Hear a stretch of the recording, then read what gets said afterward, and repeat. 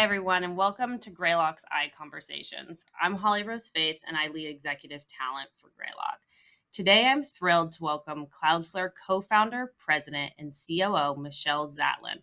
I've had the pleasure of working with Michelle at my prior firm as they were an early investor in the company. As many of you know, Cloudflare was founded on a mission to provide a safer, faster, and more secure internet.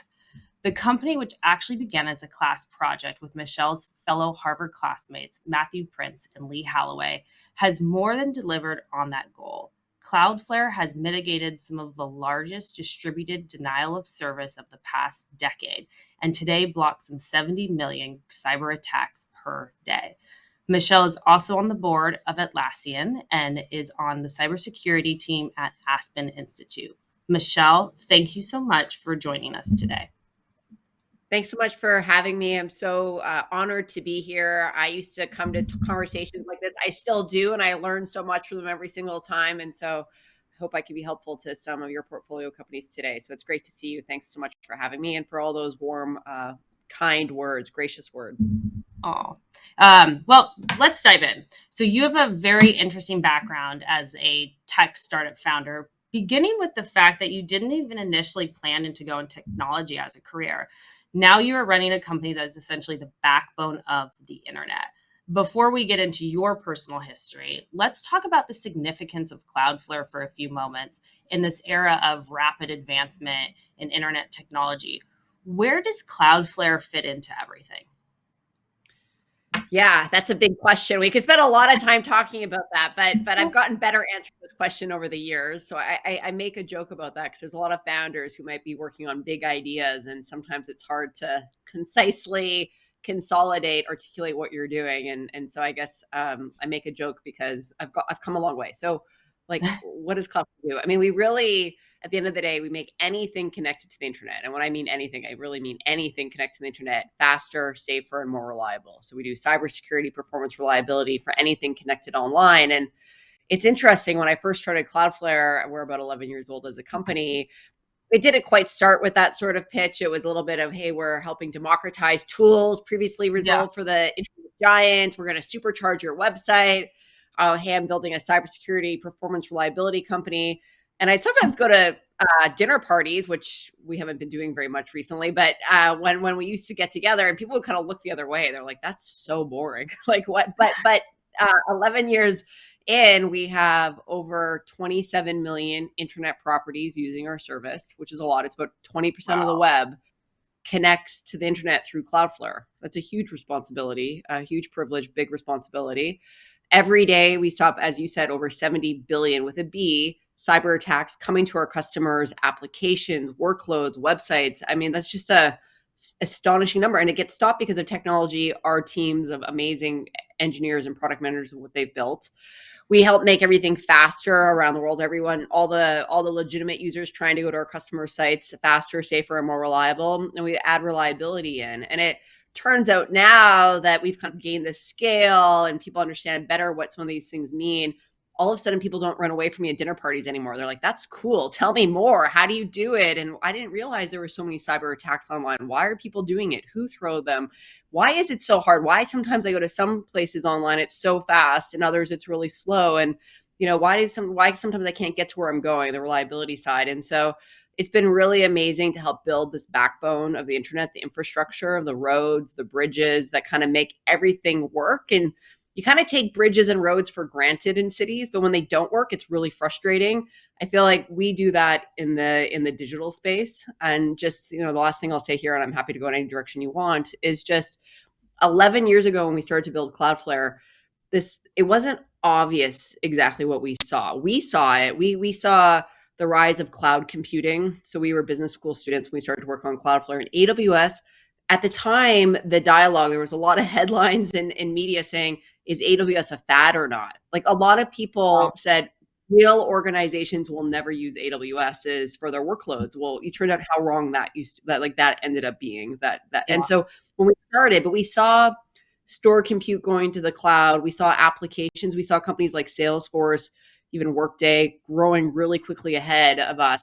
We kind of said, well, if storage and compute are going to the cloud and applications are going to the cloud, The networking side, again, all the things that make the roads and the bridges also have to go to the cloud. And that's what Cloudflare has built. We've built a globally distributed network that's a cloud-based service that makes anything faster, safer, and more reliable that used to be done by hardware boxes and software. So there you go. Yep. Well, I'd love to kind of learn a little bit more about your background. So you and your co-founders, Matthew Prince and Lee Holloway, you started Cloudflare in 2010. And since then, it's been instrumental in ushering us through what is arguably one of the most transformative periods of internet history. Let's back up a little bit and hear how you decided to get into technology in the first place. Yeah, it's so interesting because, I was at business school. I was doing my MBA at Harvard Business School. So I'm Canadian. I grew up in Canada. I'm proudly Canadian. I grew up in a province called Saskatchewan, which is kind of the prairie province of Canada. So maybe some of the middle of America equivalents. And there was not a lot of technology influences in my life where I grew up. I come from a really close family.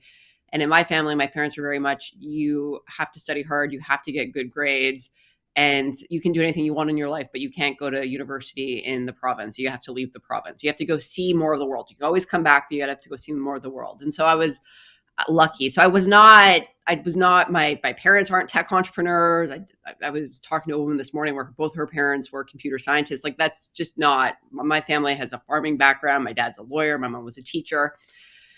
Anyhow, long story short, I ended up going to college outside of the province. I went to McGill in Montreal. And what I tell this story because basically my eyes got opened to a lot more of how big the world was. All of a sudden, I went from a small city in a very underpopulated province to a much bigger platform within Canada. And all of a sudden, there's all these kids from Toronto, Montreal there, and they were really smart, by the way. And I was like, whoa, all of a sudden my good enough wasn't good enough. So I had to stand up straighter. And I was competitive.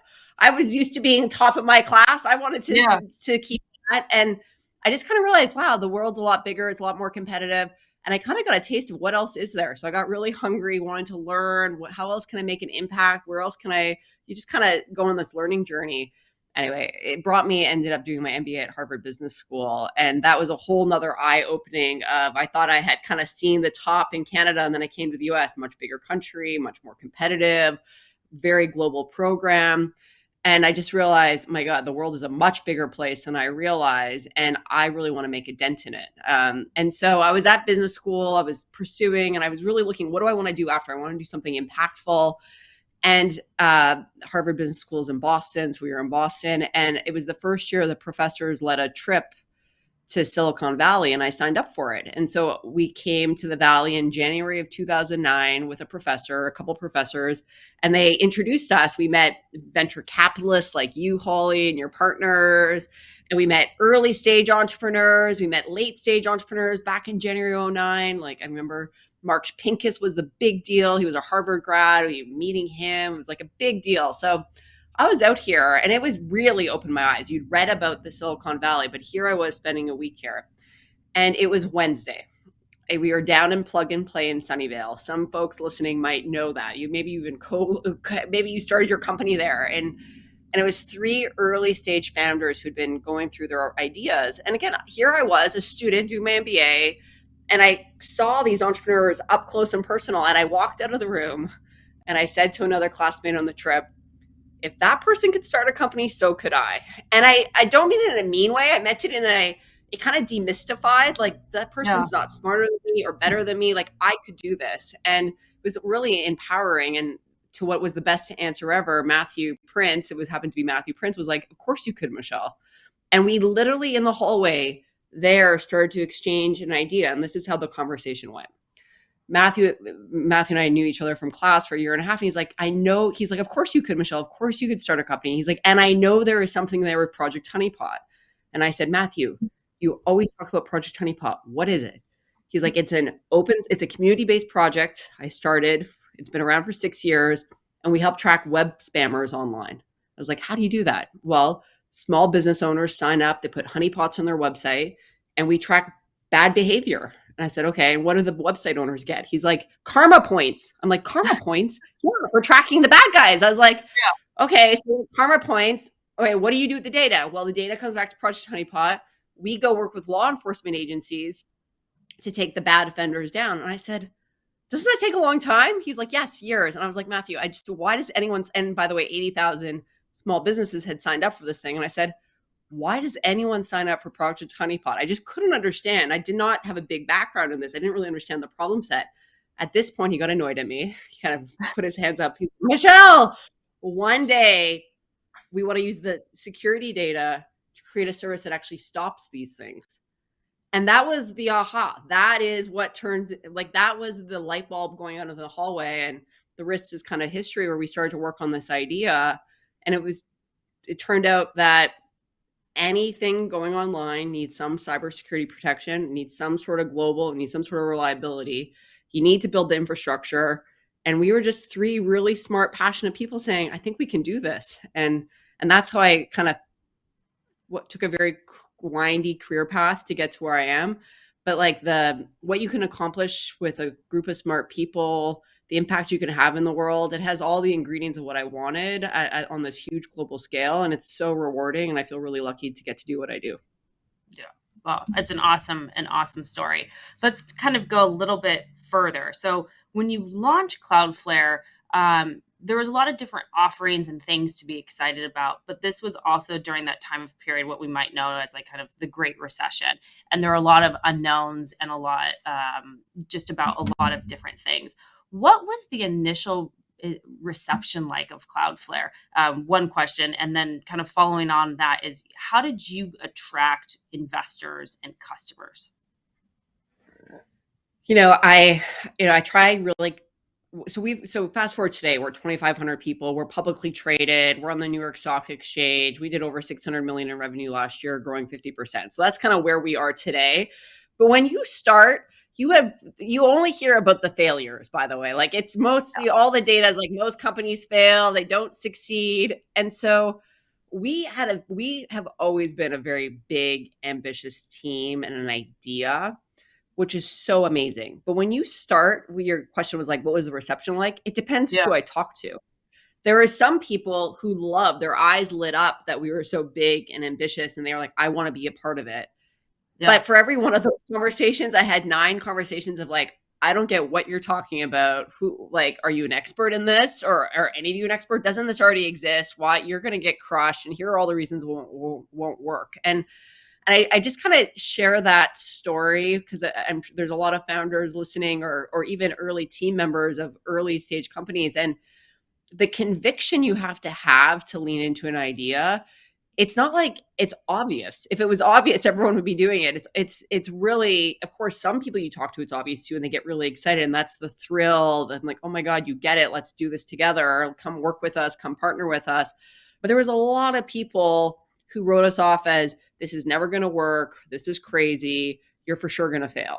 And I think that it doesn't feel good, but I almost think that's a sign of on to something really big, that not everyone agrees with it. If everyone agrees with it, you probably can understand all the dimensions a little bit too better. It's almost too clever by half is maybe what I'm trying to say. So that was the original. But for us, we kind of got the first employees, reached out we kind of through our networks. There was somebody who was doing their PhD at University of Santa Cruz, and his advisor left, and he was doing a PhD in analytics. And turns out if you're going to power a big portion of the internet, data is a big deal. You need analytics. You need someone who can handle all that. And so his advisor had just been recruited away to Google, and being a PhD student without an advisor is not a good place to be. And so we used that to say, come put what you're studying to use. And he said, okay, I'll go see where this leads. I mean, that was like the first person we recruited. The second person was a French systems engineer, C-level programmer. Because again, when you're going to build a global network that does all these things you do, you need to write a lot of low-level code. And we found this person on LinkedIn, and he was employed as a web developer at another cybersecurity company. And we kind of said, you seem like you're in the wrong job. And he was. He's like, I'm only a web developer because of my visa status. It was the only way I get a visa. I'm a French engineer, I want to stay here. And so when we told him, hey, you can write C-level code, and we're trying to help make anything connect to the internet faster, safer, more reliable, he's like, oh my God, I'd love to be a part of that. And that was kind of what those people were so excited to lean in and join the team and build and come to work every day to do this. Don't get me wrong. I've talked to a lot of people who said, I don't understand what you're doing, or come talk to me when you have $100 million in revenue, which took many years, by the way. But that's a little bit of what we experienced early on. And I don't know. Again, I think that that's really a sign of you're onto something really big when not every single person gets it, but there's some people who did get it. And then just on the investor front, which is obviously always top of mind for founders, I guess my point of view is the following, or things that I've learned over the years, is that there's kind of two ways to raise money early on. You either raise on traction or you raise on a story. And Cloudflare was very much in the latter camp. We did not have revenue very early. Revenue took a long time. And so we really had to raise money on a story. So the idea that we had this big, audacious goal, we kept making progress, we showed progress, but it wasn't money. The progress wasn't monetary, it was other progress. And that was the way that we were able to end up raising some initial money, and then over time, more money. And again, eventually the revenue came, but that was not what drove investors early on. And having met many investors in my career at this point, I think you want to pick ones that align with what you're trying to do and being honest about it. And I think that we were really lucky doing that at Cloudflare. Yeah. So you have investors, you have a couple of employees, you have, starting content kind of to build out the start of the company. How did you think about then attracting some of those earlier employees, right? Like you think about, and specifically maybe something to kind of build upon is, are there any learnings you took away from that early stage company building around certain milestones or just tidbits that you think would be helpful to share? Yeah, for sure. Well, let me start by saying you ask 10 smart people this question, you will get 10 different answers. Yeah. So there's lots of ways to be successful in life. So let me just start with that. There's lots of ways to build a successful company.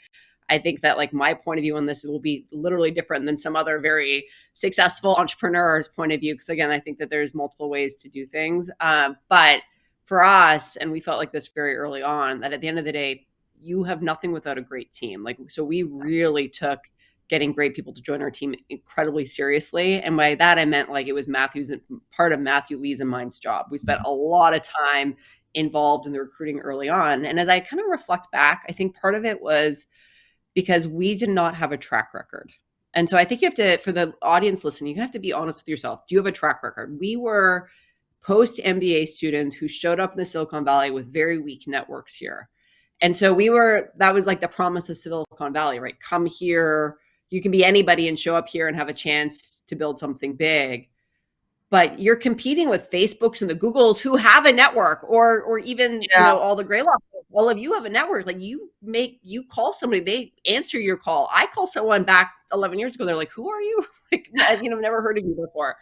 And so I think early on we didn't have as much of a track record. I think if I started another company today, it'd be different. Like I have a track record, I have a network, it would be different today. But back then we didn't. And so for the founders listening who don't have a big network or track record, I think one of the strategies we ended up employing that worked really hard was that we were involved. And so what I mean by is like we reached out to people, we got on the phone with them, we did the phone screens. And I will tell you, it sets you apart than if you're talking to a recruiter at another startup. Like it's just, if you're a candidate, an engineer, and you're talking to the founder of one company who's so passionate about what you do, and most founders are really passionate about what they're doing. Otherwise, they have such conviction and passion, they wouldn't be doing it. Versus a recruiter at another startup, it gives you a different sort of dynamic that, again, you have to have the right job, it has to align, but it keeps you in the conversation. So now you can try and tilt the risk reward in your favor. So that's one thing. We were very involved. Fast forward to today, again, 2,500 people at Cloudflare. Matthew and I still each spend 20% of our time recruiting. 20% of our time. That's 2 hours a day or a day a week. It's so much time.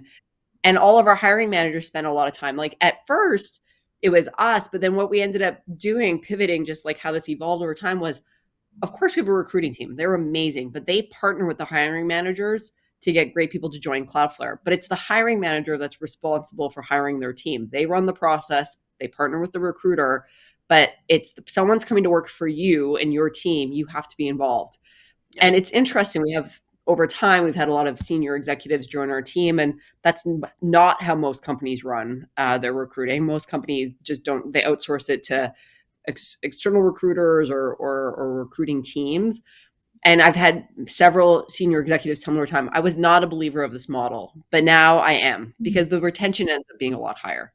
People join, there's a lot more alignment and fit, and they stay a lot longer. And so it's been, I think, a good thing. So that's one thing that we did that I think maybe will resonate with the audience, or two things, I guess, depending on how you count it. The other point I'll just bring up, and again, we were back to our no one knew us. I think that early on, it's how do you get awareness about what you're doing? Or like, how do you even get awareness around what you're doing? And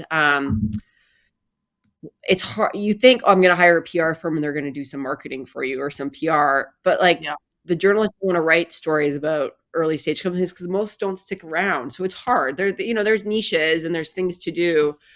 And so it was like, how do you build an audience and awareness without spending a lot of marketing dollars? Because we did not have a lot of money early on. And one of the things that worked really well for us that I'm going to share with the audience that has ended up helping with this talent people side is we started to write a lot.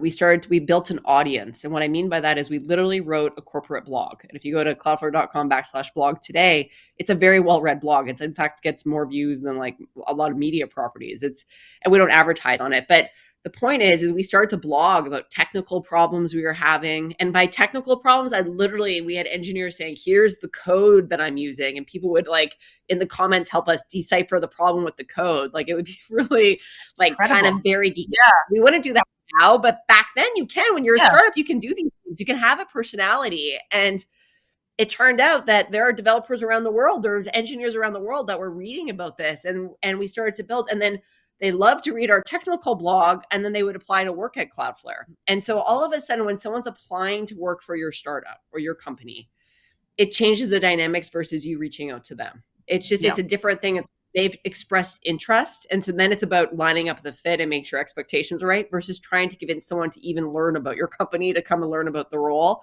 And so we for a long time, not anymore, but for a long time, 50% of the people we hired applied through our website to work at Cloudflare. And that's how we ended up hiring them. And I remember when I have shared that with other founders, they're like, I don't even read our resumes that come through our website because that's never good quality. And I think that can become, again, a strategy you can use to help go find the right people, because the world is a big place. If you put out good content, people can help find you. Now, on the flip side, we were lucky. Matthew, my business partner, is a great writer. Our employee number 20 at Cloudflare ended up being our CTO. He's a very good technical writer. We had some very early teammates who were very good writers, and then it's attracted more great writers. I've met some companies who are like, I want to replicate the Cloudflare blog, and they give it to their marketing team. And I'm like, our blog is not run by our marketing team. And they're like, what do you mean? Like, our blog is actually run by our CTO. And they're like, that doesn't make any sense. The engineers surely aren't writing it. I'm like, they kind of are. We have editors and we help, but like it is by the team, for the team. It is. And so I think you kind of also have to know who you are, I guess. Don't try and fake it. You can't just, you have to, if you're going to take that strategy, I think it worked for us because it was really core to who some of the skill sets we had. So those are just some things that come to mind. Yeah. And it's almost like for founders and even others, just even executives, if they think about how, like, what's a unique strategy you could implement right into your own organization, as I see that as like a very interesting takeaway. So putting the team in place in Cloudflare allowed you guys to really achieve considerable traction relatively early. And the company has continually expanded throughout its existence. Walk us through some of the major milestones that you are most proud of. One thing you said was traction early. So I just want to say a part of that, and then I'll go through the milestones, because this is something that I try and share insights that maybe you don't always hear. Because again, I'm sure folks that are listening listen to others too. And I feel like there's some common advice you hear over and over again. And there's some things that I'm like, why didn't anyone ever tell me this? Because as soon as I learned it, I was like, I wish someone had told me this. This is one of the things that I'd love to use the word traction early on. It's true. We did have traction early on, but it wasn't revenue traction. And I make that point in an important way, because what I think is interesting as founders or leaders at early companies is you get to pick the metrics that you measure traction on. And it doesn't necessarily have to be revenue. Of course, revenue is like the best one, but if you don't have it, pick other metrics that move quickly, because that's one way to help demonstrate traction. Of course, they have to be legitimate to your business. And so early on, when we were setting up Cloudflare, we had a slide that opened every single board meeting.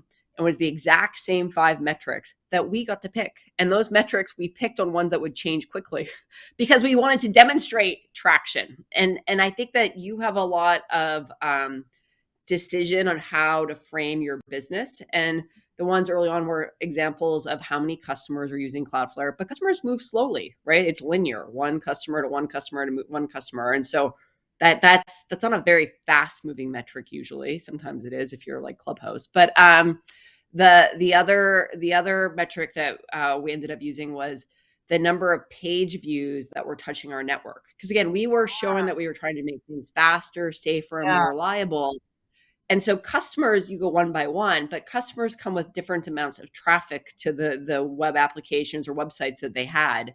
And that metric grew really quickly because it was like if one customer had call it a website with 100 visitors, and then another customer showed up and their app got 100,000 like views or pieces of traffic, all of a sudden that metric looked like it was growing. And it was an appropriate metric for us because we had to make sure we could serve that traffic. And that was really critical. And we had 3 others, but that's an example of no one told us to pick that metric.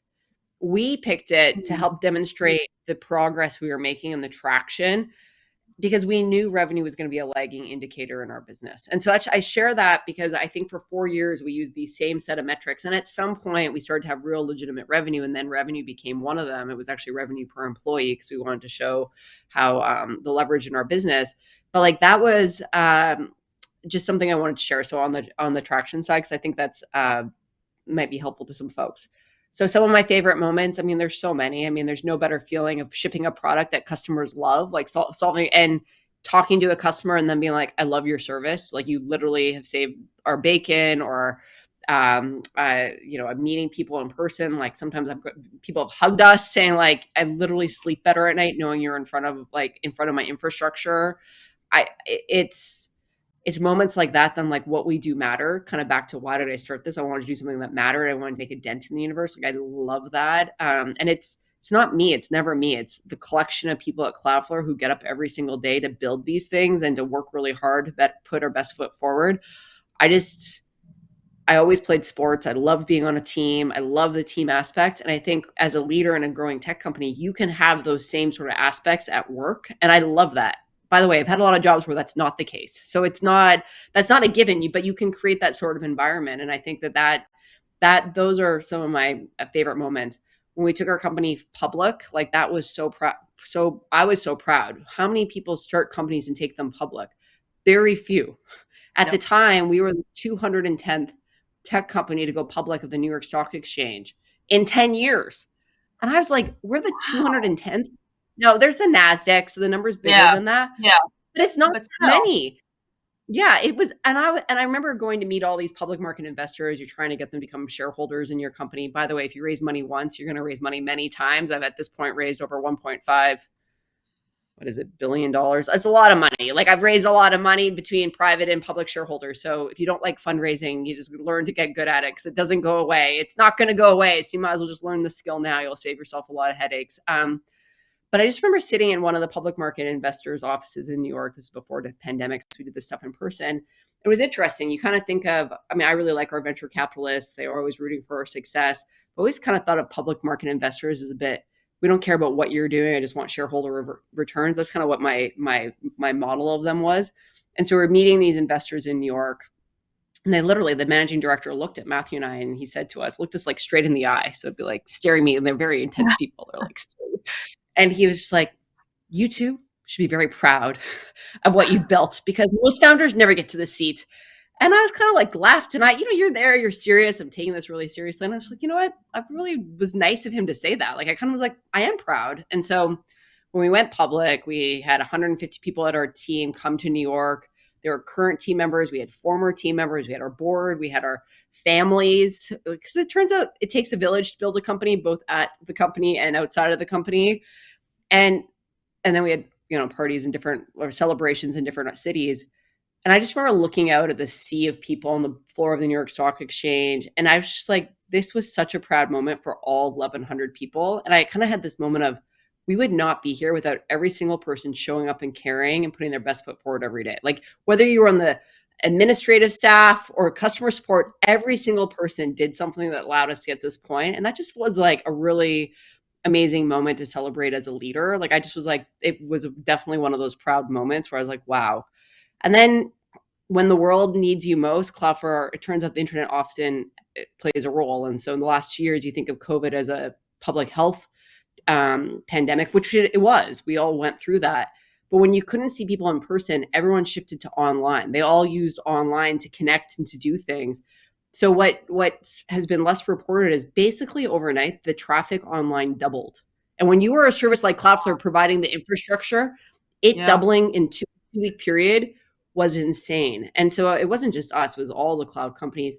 I kind of look back and think how many network administrators, IT engineers held the internet together when the world kind of needed it most. And sometimes I think like if COVID had happened 10 years ago, it would have been way rougher because we wouldn't have been able to stay connected in other ways. And not that it was easy, but I feel like people could connect to loved ones through video conferencing and what. And 10 years ago, I really don't think it would have happened. And so that was something where it was just a moment where I'm like, I kept reading the news and being like, the world is a terrible place. And like your friends are getting sick, your family's getting sick. It's so hard. You're taking care of your kids. It was just like a very stressful time. But I would go to work. I almost escaped reality by going to work because the stuff we were doing mattered so much for people. And like that is a really good feeling if you can create that. Or for me, it was a really good feeling. And then I can keep going on. The vaccine distribution, all those sites distributing the vaccine, they knocked over. Turns out infrastructure can help. So we had something protecting all of them. And I mean, we literally have videos of people whose jobs is to get vaccine distribution being thank you for saving lives. And I don't know, it makes you weather the bad days, because there's of course bad days. I'm talking about all the good stuff, but it is a lot of proud moments over the course of my 11-year career at Cloudflare. Yeah. And just so many different aspects like you guys have been able to touch and kind of go through. There was something you said in answering that question related to employees and how important every employee in the company is to Cloudflare. And right now we're kind of in this, what people are calling like the great resignation, right? People are looking for new roles. There's a lot of movement happening in the market. We're not seeing that as much at Cloudflare. You guys have a very low attrition rate compared to other companies in the ecosystem. Why do you think that is? And what are some of the attributes when you think about working for Cloudflare that make people want to stay there? Well, you're being very gracious, Holly. I mean, just don't get me wrong. We're not immune. So no, you're not immune. Everyone's, but you guys aren't. I don't think you're being as impacted as other people. Where I sit, at least, like I see movement of certain companies right now where I'm like, wow, that company is losing a lot of people. I never have seen that with Cloudflare, but I'm just curious, like, what is it about the Cloudflare culture or things that you do that make people want to stay? And you don't have to share all of the secret sauce because then people start adopting that, but I think it's helpful insight for others. Yeah, of course. No, and again, this is back to, I want to make this helpful to your audience. Okay, so let me, this is for the founders listening, or maybe leaders listening, because I don't think it's just founders that have to learn this lesson. I remember early on at Cloudflare, like somebody telling me they were leaving, and I was mad. I was like, "What? You're leaving? We're not done yet. You can't leave." Like, what? Sorry, excuse me. No, we're like working our butts off. Like, what are you meaning you're leaving? And it was a surprise, and I was just very upset. And I was kind of mean to the person about it. I kind of gave them a hard time. Like some version of what I said, maybe a little bit. I was just like, how can you be going? Anyhow, I tell that story, embarrassing story, because again, it was me definitely not at my best, one of the hard lessons I've had to learn as a founder at Cloudflare is the people you start the journey with are not the people you end the journey with. And sometimes it's they choose to leave the journey sooner than you'd like. Sometimes you need to tell people it's time for you to get off this journey. And both are very hard, by the way. And I think that I'm still not perfect to this day, but what I've since adopted, and I like it a lot better as a leader. So I'm just sharing it because again, and you read stories. I mean, I don't know Michael Bloomberg, but you read stories about when someone left Bloomberg, like he'd hold a grudge forever. So I'm not the only person to have this reaction of, what do you mean you're leaving? Like, I'm going to exile you from my life. Like, again, I don't believe that. I I've now kind of said, hey, thank you so much for everything you've done here. We wouldn't be the company without you being here. I'm wishing you all the best in this next chapter. If I can ever be helpful, let me know. And some people take me up on it, others don't. And sometimes it's happy they're leaving, sometimes it's sad they're leaving, and sometimes we've made a mistake, sometimes they're just fed up and I'm like, I wish you'd told me, like, whatnot, it goes not. But I think that lesson of people you start with not going to end with was a hard lesson for me to learn as a founder, because I was just so loving what we did that I'd like to share that, because I just think how you join companies, how you leave companies matters a lot as a candidate, and also matters as a leader, how people join companies and leave companies. I think it works both. It's a dynamic in both directions. You learn a lot about each in both directions. So I'll start that. Now your question around, okay, so like why we have attrition. So normally our attrition is about 12% annually, which is low for a tech company. If there's some other external metrics that show it's, 14, 15, 16%. So we were always kind of on the low end, annual attrition. And I think part of it was success, like success helps, like strong momentum, big opportunity. There was, this was leading up to going to public, and then we were public. And so there's liquidity and real wealth creation. All those things help. Like those are all parts of it. I think our mission is to help build a better internet. I mean, there's a lot of jobs in the world. If someone's working at Cloudflare, they are getting recruited to go work anywhere. They literally could work at any single company in the world if they work at Cloudflare. Like I strongly believe that. And so but they like believe in what we're doing. And because we spend so much time recruiting up front, we're aligning expectations. Like that's when we're at our best. Okay. So now during COVID, that 12% ticked up to 16% on average. Some teams are higher, but like that's it. And I too have heard from many other tech peers where it's like they are seeing 25 or 30% annual attrition. That's a lot of your team leaving, right? The great resignation is true. And I think that, I have no secret sauce except for we're deliberate in the recruiting process so that there's a strong alignment. Again, hiring managers are aligning. So it's very clear why someone's getting hired, who they're going to work with, that. And like, again, I think the why people leave companies is often their manager. But if the manager is very involved in hiring people, you kind of de-risk that. Now there's lots of movement inside of growth companies. So that's not a foolproof, but that's that. I think that we want people to feel like they belong at Cloudflare. Like we care about that. We want people to feel like I can do great work here and my work matters. And so the other thing that we have a lot of process around or focus on internally is what are we accomplishing as a team and what are you doing as a team? And so I'll give you an example. Up until very recently, I can't do it right now because we kind of outgrew it, but for a long time, I would recruit someone and they'd be like, well, what often comes up in recruiting is who makes decisions and how do I know what needs to get done? Like that's kind of, I think that a lot of people get lost, and high ambitious people want to feel useful. You want to feel like you're set up to do good work and you can move the needle. And so at Cloudflare, we are very set up to making sure people feel like they are moving the needle or can make an impact in what they're doing. So if you're a product manager, what products are you building? Are you shipping? How many customers are using it? If you're in the customer support team, how many tickets, how many customers are you helping? What are we doing to make our processes better?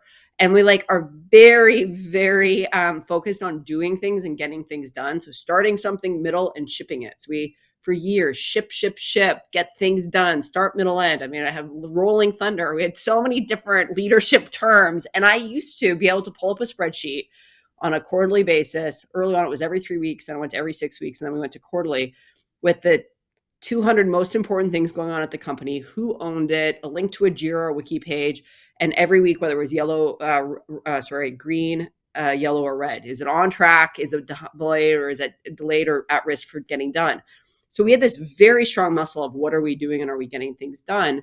And I think that helped with people wanting to stay because they were like, I'm doing things here and my work matters. And it gets celebrated. And in that spreadsheet, it wasn't my name next to it. And it wasn't even our head of marketing's name. I remember executives always want to put their names. I'm like, I don't want your name next to it. Who on your team is owning this? And the idea was, it's not the executive owning it. Who on your team owns it? Who do they have to go work with? And it was this muscle. And I think that it feels good to be useful, productive, contributing in this growth. And I think that has been hugely helpful to why people stay at Cloudflare, because they feel like my work matters. And it helps weather some of those down days where you're like, everything sucks, but my stuff, what I'm doing here actually matters. And when you have 20% of the web touching your service, you can really make an impact at scale. And we're still a relatively small team. So we're not immune to it, but I think some things like that. The last thing I'll say on this, because I think it's the last point, that it's stressful. And one thing I saw especially from a lot of executives was we were talking about this a lot last year. So, and now it's everywhere, but Matthew, like our business partner, my business partner at our like all hands, we kind of have quarterly kickoffs talking about what we're going to do. And then we measure ourselves at the end of the quarter. In the summer last year, in his opening remarks, he said, we are going to lose some of our people. Like he basically kind of said what everyone was thinking and reading. And our executive team, when we always do practice runs, they were like, you cannot say that, Matthew. You have to convince people why this is such a great place to be, that you have to build up the opportunity. Matthew's like, that's BS.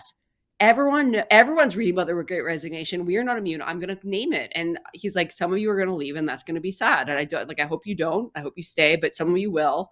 And that's sad. So he kind of just named it. We did that twice. And I think that just kind of let some of the air out. And that was not what the leaders wanted. The leaders wanted Matthew to talk about why everyone should stay. And he was kind of like, some of you are going to leave and we'll be okay, is basically what, like, and I thought that was interesting. And then the second thing I'll just say around when one of the things was, okay, what are we going to do to get everyone to stay? And again, of course you want your team to stay, but our strategy was a little bit, now's the time to be the company to come to.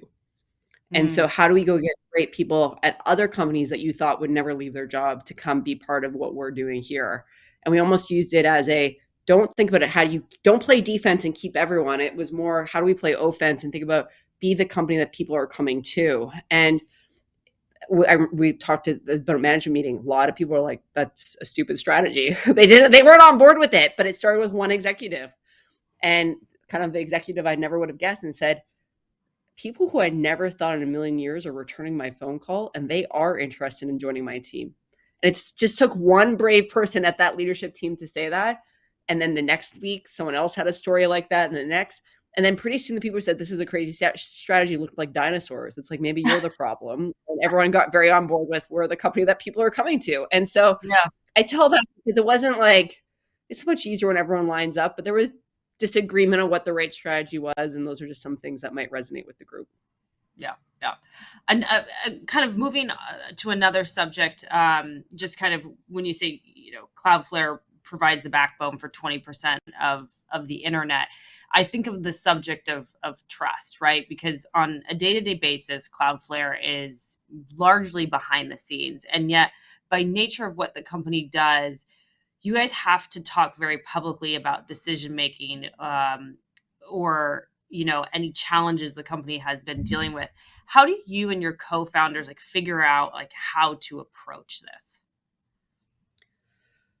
Oh, I love this. And I think this is something that Greylock really believes in, your entrepreneurs and founders, of responsible leadership. And being a leader is a huge privilege. It is a responsibility. And I take that really seriously, and Matthew takes it really seriously. Lee, our third co-founder, is extremely sick. Unfortunately, it's a tragic story. So he left many years ago, but Matthew and I are still running the business, and we've always taken this responsibility seriously. And frankly, I wish more founders would, because there's sometimes you read about these things, and I'm just like, God, these are people's livelihoods and customers, and anyhow. So I think it's a big deal. We build infrastructure for the internet. Again, we have startups who are our customers. We have governments who are our customers. We have 20% of the Fortune 1000 who are now Cloudflare customers. We have a ton of developers around the world. I mean, again, 27 million internet properties are users of Cloudflare, and every day lots of new people sign up. So that's just kind of give you the sense. And when we started Cloudflare, I think, especially in cybersecurity, the way that you built companies was with a lot of fear, uncertainty, and doubt. It was kind of called FUD. In fact, we were launching our company at TechCrunch Disrupt, which was the thing to do back then. I don't think you would do that now, but that was the thing to do when I was starting my company. And again, we were trying to get awareness, and you practice your pitches before you go on stage. And so we actually came to Silicon Valley, and I think it was. I can't remember whose offices. It wasn't Greylock's. It was someone else's, but it was a bunch of VCs who were there, the judges who were practicing. These founders were practicing their pitches, and they were giving us feedback. So Matthew and I came in and we practiced our pitch. You get 3 minutes to pitch, 3 minutes of Q&A. And literally afterwards, a bunch of the cybersecurity investors, who of course were the ones who got to judge ours because we had that element to it in our pitch, were like, you guys need to have more FUD in your messaging. And Matthew and I are like, but we don't want to sell FUD. Like, our messaging was, give us 5 people, we'll supercharge your site. And they're like, you got to make people feel the pain more. And I'm like, but that's kind of gross. Like, it was just a little bit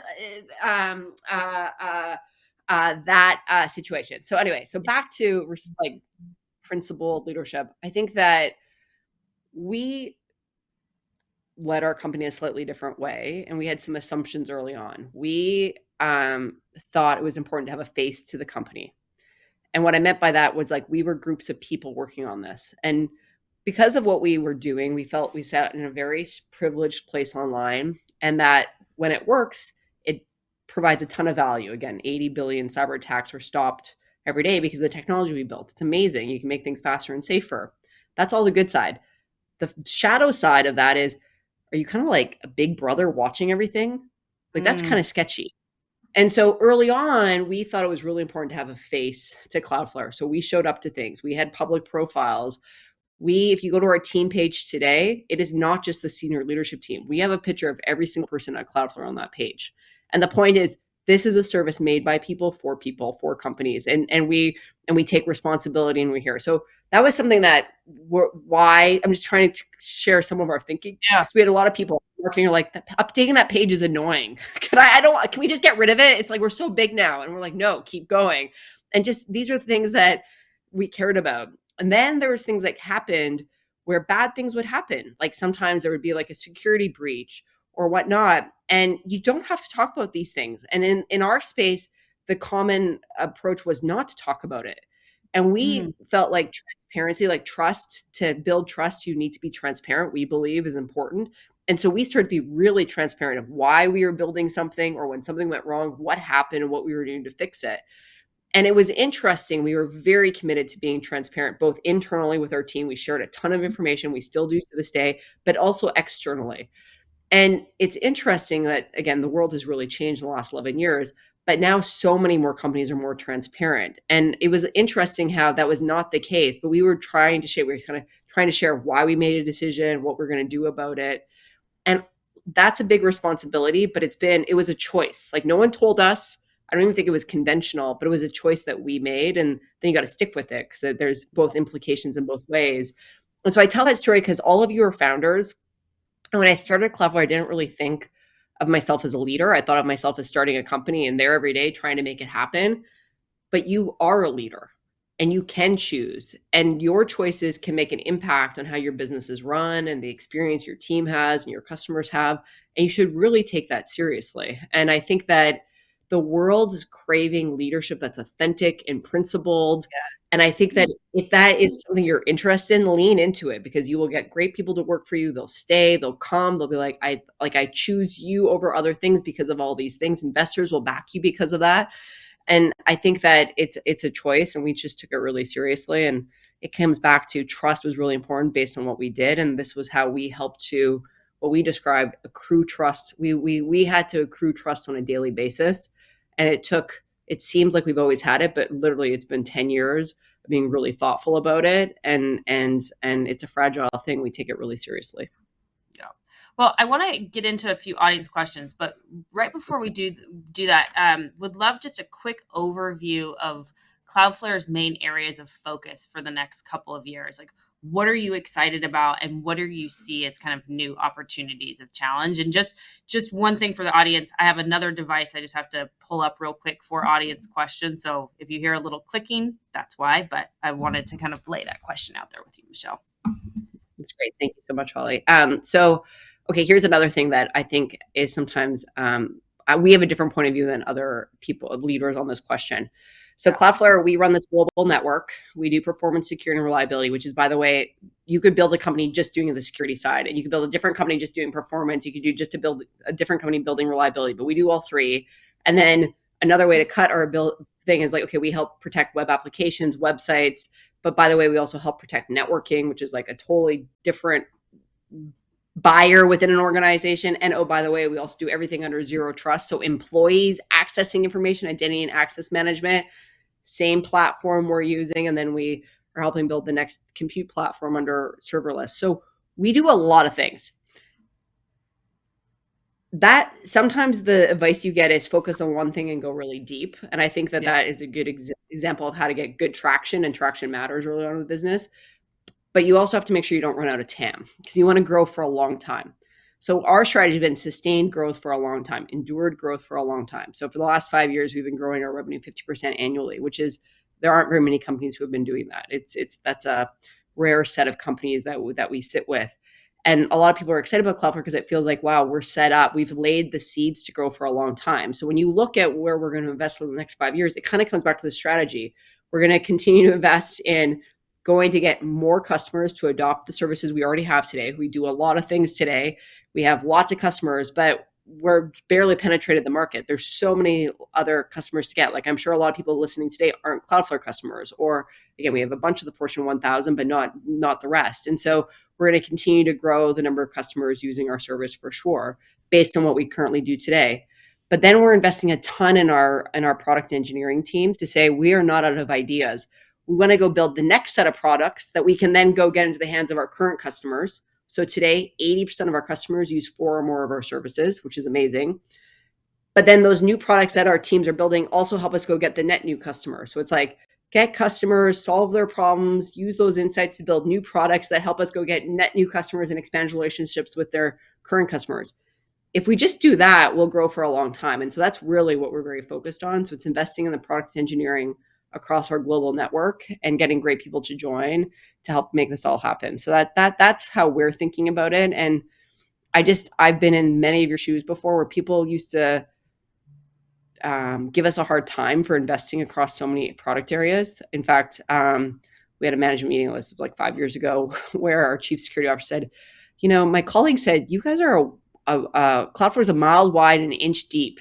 And then his colleagues like, is that a compliment or a slight? And it was kind of like, I think that meant not to be being like, you guys look like crazy people shipping so much product, but it's always been part of our strategy where we wanted to do a lot because we want to have a big TAM and grow for a long time and expand the relationships with the customers we have and go use it to get new customers. And I think today makes people really excited about what we're doing and puts us in a good strategic position. But like, I say that story to founders because sometimes the pressure is just to do one thing and one thing really well. And that is a approach, but this is another approach that might spark some of you. Yeah. Well, jumping into a question. So you've been in a unique spot where you've had to add independent board members, and you now are serving on the board of Atlassian. Do you have any advice for founder CEOs with regards to how to think about, or maybe how to approach that independent board member slot? Of course, just like investors, pick people wisely. Choose it's recruiting for your team, for co-founders, for life partners, for your investors and board members. Choose partners wisely. So yes, for the board, I think you want people who are excited about what you're doing and believe in what you're doing and can add value in some way. If at your gut level, you're like, this person wants me to go left and I'm going right, I probably wouldn't get them on your board because it's just going to cause a lot of friction and you're gonna have to manage that. And you're already managing a lot of. Yeah. Or even if someone's telling you like, this is the best board member, you should add them. It's like, trust your gut. Like, your company the best. Exactly. Yeah, exactly. It's easy to get analysis paralysis. It's easy to give advice. It's easy for me to sit here and give you advice. You're the one we have to the ones that have to show up every day and run your company. So I think the people matter. I think one of the things that seems so obvious now, there's lots of great content around it, is what kind of skills do you want on your board? So do you want, the operating skills? Do you want the CEO mentor? So someone who is a CEO at a company ahead of you to mentor? Do you want the technical expertise? So if you're a really technical company, having some of that technical expertise on the board. One of the ones that a skill set we need on our board, which is kind of atypical, is public policy experience. Because when we there's a lot of rules changing around the world and we operate as a global company. And so we spend a lot of time thinking about public policy. We're very invested in that. And so having someone with a European standpoint is on our board. It's been great. So those are some of the skill sets that it's actually helpful to think about. And when you talk to a good board member, the first thing they ask you is candidates, they say, what are you looking for in a board member? And so you look more grown up and professional if you have a good answer. Oh, I'm looking for a board member that has great operating experience at scale ahead of where we are. And we're currently at this many people and this much in revenue, but we're hoping to grow to this. So I'm looking for someone to learn from who's been ahead. Or I want someone with a Rolodex to the Fortune 500 because that's the segment we're going after next. The really good board members, they have choices. They want to know, what are you looking for? And so I think being able to succinctly answer that was great. Yeah. Okay. One more question, and then, well, unfortunately, we'll have to wrap up. I feel like I could keep talking to you forever, Michelle. I mean, you have so much knowledge and expertise. But one thing I know that someone asked is, from the election to the pandemic to geopolitical instability, how do major events happening all over the world impact what you guys do at Cloudflare? On a human level, it's hard. Like, you're all living all of those things. I literally said to someone on our team yesterday, I'm like, I'm so grumpy. I'm so tired. It's been 2 years of chronic stress. Like, you're kind of in this chronic, flight or fight mode, but we've been in fight mode for 2 years, and all of us have. I mean, all these events have been awful. I think that, and again, this is part two. I didn't realize quite this when I started Cloudflare, but it kind of came back to when he's making an impact. The internet's just becoming more important to our lives, not less important. Technology is becoming more important to businesses, not less important.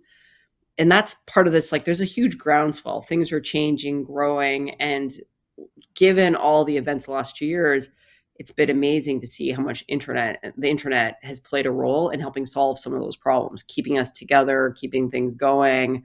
And again, our business happens to be right in the eye of that. And I heard Satya Nadella speak recently, and he said it's the golden age of computer architecture. And I was like, it is the golden age of computer, like the network architecture, because there's just this huge shift from on-premise hardware and software to cloud-based services. Yeah. And it's still pretty early innings, and there's just a lot more coming online, a lot more how we're connected. And these pandemics or crises that we have in the physical world, turns out we're very connected to the internet world. And it's just kind of like, it's almost like a whole ecosystem. And I think sometimes people think tech is a fad. I'm like, it's not a fad. It's only becoming more important. So all of you that are working in it, you're in the right place. It's going to be what you're building today is going to become the really important things 10 years from now. And that's a huge responsibility. It's super fun. It's also really hard work and tiring and stressful, all mixed up together. Yeah. Well, Michelle, it's been so great having you here with us today. Thank you so much for joining. And thank you to our audience for joining Iconversations. Please keep an eye out for an email with a survey about your experience today. We welcome any and all feedback as we continually to work to make Iconversations instructive and inspiring to everyone that's involved. And please be sure to watch out for your invitation for the next session. Thank you again, Michelle. It's great. Thanks so much for having me. Thanks, everyone. Yeah. Good luck with everything. All right. Thanks, everyone.